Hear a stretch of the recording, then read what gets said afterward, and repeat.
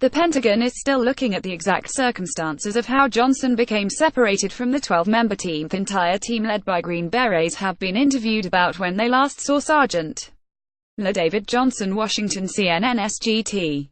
David Johnson was found nearly a mile away from the central scene of the ambush in Niger that killed 4 U.S. soldiers, including Johnson, and wounded 2 others. 4 administration officials familiar with the early assessment of what happened told CNN on Friday. Officials who have spoken to CNN have cautioned that as the investigation continues, new information is likely to emerge and their understanding of what happened could change.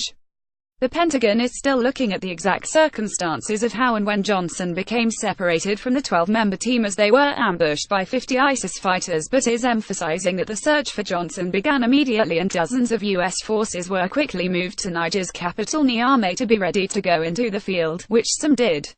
Joint Staff Director Lieutenant Gen. Kenneth F. McKenzie told reporters on Thursday that U.S., French and Nigerian forces never left the battlefield until Johnson was found.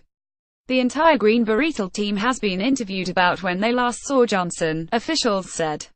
Johnson's body was recovered in a remote area of the northwestern African country by Nigerian troops nearly 48 hours after he was discovered to be missing in the wake of the attack, according to U.S. officials.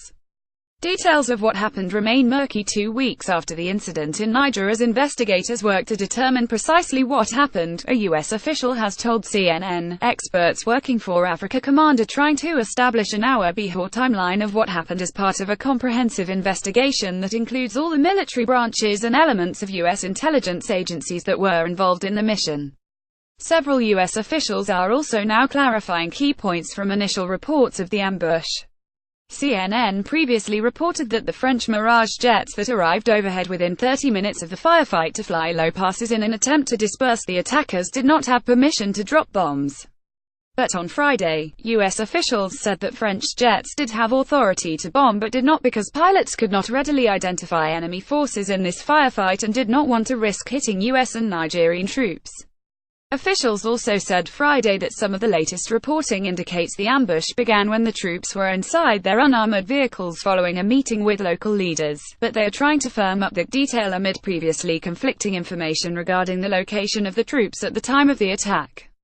The U.S. Nigerian team had stopped in a village so the Nigerians could pick up supplies including food and water. Then they had a meeting with village elders. There have been reports that some type of tracking beacon was emitting a signal possibly from Johnson. On Friday, officials said this is a detail they are still trying to verify. It could have been one of the vehicle's tracking devices that was emitting the signal.